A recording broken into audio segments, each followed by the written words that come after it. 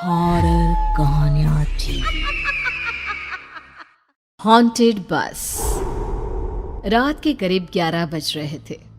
सड़क पर इक्का तुक्का गाड़ियां चल रही थी। अपनी नाइट शिफ्ट खत्म करके शीला और निकिता बस स्टॉप पर खड़ी थी। आज तो हमें बहुत देर हो गई। पता नहीं घर जाने के लिए हमें कोई साधन मिलेगा भी या नहीं। अगर कोई साधन नहीं मिला तो कहीं रात इसी बस स्टॉप पर ना बितानी पड़े। अपनी काली जुबान बंद कर। जब देखो तब उल्टी बातें ही करती है। अरे कुछ देर रुक जाना, कुछ ना कुछ मिल ही जाएगा। लेकिन काफी देर तक इंतजार करने के बाद भी उन्हें कोई बस नहीं मिलती। धीरे धीरे समय के साथ साथ सड़क पर चलने वाली गाड़ियों का दिखना भी बंद हो जाता है। अरे ये देख, अब तो सड़क पर एक भी गाड़ी नहीं दिख रही। दूर दूर तक गाड़ी और किसी इंसान का नामो निशान नहीं है। एक काम करते हैं, वापस अपने ऑफिस चलते हैं। हम दोनों आज रात वहीं गुजार लेंगे। देख, तुझे अच्छी तरह पता है 10 बजे के बाद चौकीदार ऑफिस के मेन गेट पर ताला लगाकर अपने घर चला जाता है। ऑफिस जाने का कोई फायदा नहीं है। इस सुनसान सड़क को देख मुझे बहुत घबराहट हो रही है।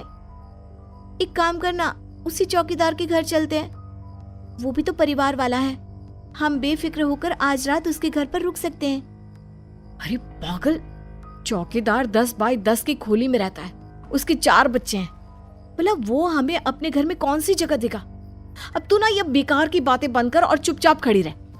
शायद कोई लिफ्ट ही मिल जाए। फिर काफी देर इंतजार करने के बाद आखिरकार एक नीले रंग की बस उनके सामने आकर रुकती है। बस का दरवाजा खोल कंडक्टर उन दोनों से कहता है, कहिए कहाँ जाना है आप दोनों को? देखिए मेरी पूरी बस खाली पड़ी है। मैं आप दोनों को आपके ठिकाने पर छोड़ दूंगा। इतना कहकर कंडक्टर मुंह में भरे पान की पिचकारी सड़क पर दे मारता है। निकिता, लोगों का कहना है कि कुछ महीने पहले इसी तरह अंधेरी रात में एक नीली बस के अंदर कुछ बदमाशों ने एक जवान लड़की की हत्या कर दी थी। इस बस का रंग भी नीला है। कहीं ये वही बस तो नहीं? कंडक्टर शीला की बात सुन लेता है और मुस्कुराते हुए कहता है, देखिए मेम साहब, उस घटना के बारे में मैंने भी सुना है। माना कि उस बस का रंग और मेरी बस का रंग एक है, लेकिन दुनिया में नीले रंग की एक ही बस तो नहीं है ना। हाँ, ये तो सिर्फ एक इत्तेफाक है। देखिए हमारी बस में एक मेम साहब पहले से ही बैठी हैं, चाहे तो आप देख लीजिए।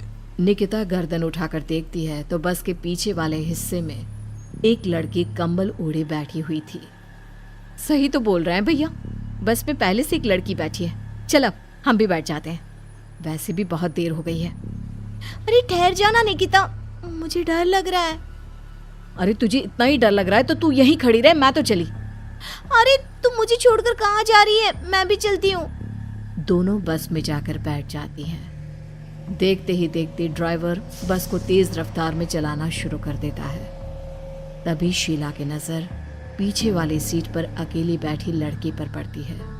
उस लड़की की लाल आंखें और उसका आधा जला हुआ चेहरा देखकर शीला घबरा जाती है। सुन निकिता, हमारे पीछे जो लड़की बैठी है ना, उसकी आंखें एकदम खून की तरह लाल और चेहरा किसी चुड़ैल की तरह डरावना दिख रहा है। अरे छोड़ ना, कौन कैसा दिखता है? मुझे इन सब बातों में कोई दिलचस्पी नहीं है। मैं थोड़ी देर झपकी लेना चाहती हूँ, इसलिए अब तू अपनी बड़बड़ बंद कर प्लीज।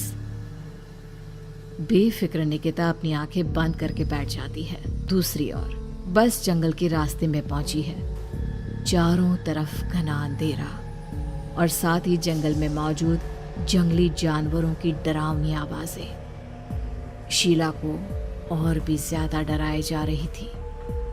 थोड़ी ही देर में बस एक बरगद के पेड़ के पास से गुजरती है। तभी अचानक बरगद की डाल पर बैठी एक बिल्ली कूदकर खिड़की के रास्ते शीला की गोद में आ गिरती है। मर गई रे, बचाओ मुझे, कोई बचाओ। शीला के चिल्लाने की वजह से निकिता की आंख खुल जाती है और वो भी घबराकर इधर उधर देखने लगती है। तभी पीछे वाली सीट पर बैठी लड़की उठकर शीला के पास आती है और बिना कुछ कहे उस बिल्ली को शीला की गोद से उठा उसे सहलाते हुए अपनी गोद में लेकर वापस अपनी सीट पर जाकर बैठ जाती है। अरे शीला, तू तो बहुत ही डरपोक है। जरा जरा सी बात पर उछल पड़ती है। मैं कल से अकेले ही सफर करूंगी। अरे मैं क्या करूं? वो बिल्ली अचानक मेरी गोद में आ गिरी। अपनी बकवास बंद कर और मुझे चैन से सोने दे। इस तरह शीला को डांटकर निकिता फिर सो जाती है, पर तभी अचानक एक झटके से ब्रेक लगाकर ड्राइवर बस को रोकता है। शीला खिड़की से बाहर झांक कर देखती है तो उसे सड़क के किनारे एक काला आदमी खड़ा दिखाई देता है। उसकी बड़ी बड़ी दाढ़ी और अजीब से कपड़े देखकर शीला को घबराहट होने लगी। क्या हुआ ड्राइवर भैया? हाँ, आपने बस क्यों रोक दी? अरे वो देखो, वहाँ वो सड़क के किनारे एक आदमी खड़ा है, उसी के लिए मैंने बस रुकवाई है। शीला निकिता को धक्का देकर नींद से जगाती है। अरे अब क्या हुआ? वो देख, सड़क किनारे कितना डरावना आदमी है।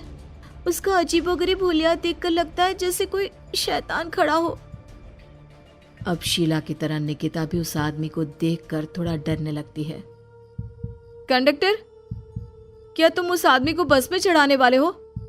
उसे देखकर हमें डर लग रहा है, उसे बस में मत चढ़ाओ। अरे डरने की कोई बात नहीं है मेम साहब, ये आदमी जंगल के पीछे वाले गांव में रहता है।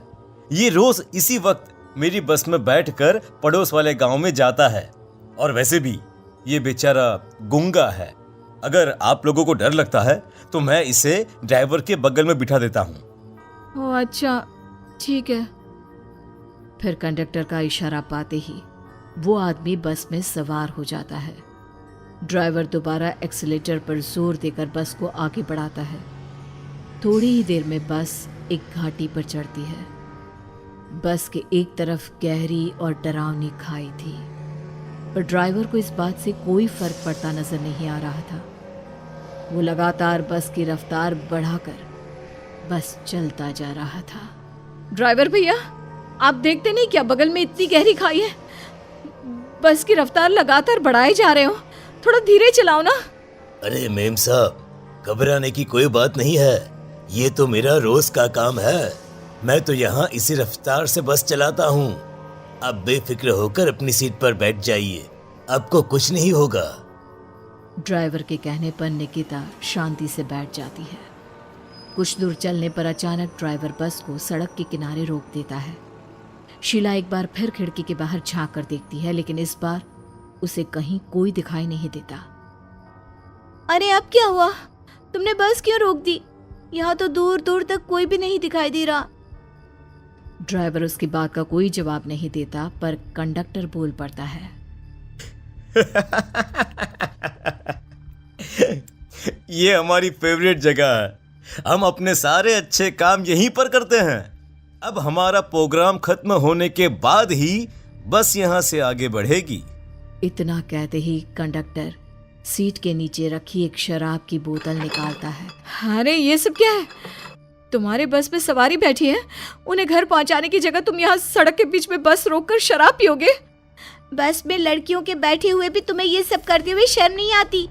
कंडक्टर कोई जवाब नहीं देता और मुस्कुराते हुए शराब पीने लगता है। तभी ड्राइवर और दूसरा आदमी भी कंडक्टर के साथ मिलकर शराब पीने लगते हैं। निकिता, मुझे इन तीनों के इरादे कुछ ठीक नहीं लगते। हमने इस बस में बैठकर बहुत बड़ी भूल कर दी। तू घबरा मत, मैं हमेशा अपने पर्स में छोटा सा चाकू रखती हूँ। उसके रहते ये तीनों हमारा कुछ नहीं बिगाड़ पाएंगे। देखो गज्जू भैया, हमारी बस में इस समय 3 जवान लड़कियां बैठी हैं। कहो सबसे पहले किसका शिकार किया जाए? मैं तो कहता हूँ कि सबसे पहले वो जो पीछे अकेले जो बैठी है ना, उसे पकड़ कर लाओ। उसके बाद इन दोनों का प्रोग्राम फिट करेंगे। ठीक है, जैसी तुम्हारी मर्जी। अब वो आदमी पीछे वाली सीट पर बैठी लड़की के पास पहुंचकर उसका हाथ पकड़ लेता है, लेकिन तभी अचानक उस लड़की की आंखें जरूरत से ज्यादा बड़ी और लाल होने लगती है। उसका चेहरा गुस्से से लाल और उसके मुंह से नुकीले दांत दिखने लगते हैं। अरे अरे अरे, ये क्या?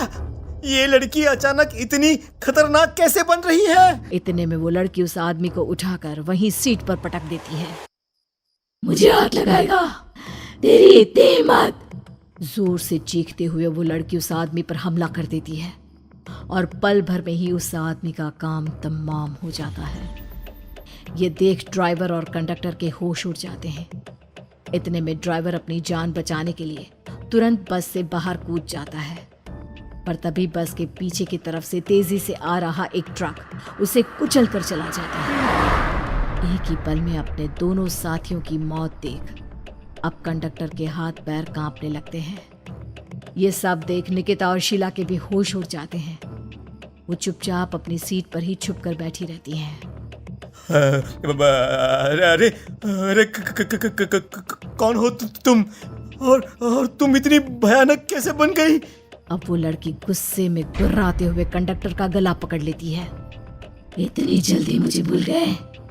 कुछ महीनों पहले तुम तीनों ने बड़ी बेरहमी से मेरी हत्या की थी और फिर शहर छोड़कर भाग गए। कई दिनों से मैं तुम तीनों के इंतजार में भटक रही थी। आज जाकर मेरा बदला पूरा होगा। अब तू भी अपने साथियों की तरह जहन्नम पहुंच जाएगा।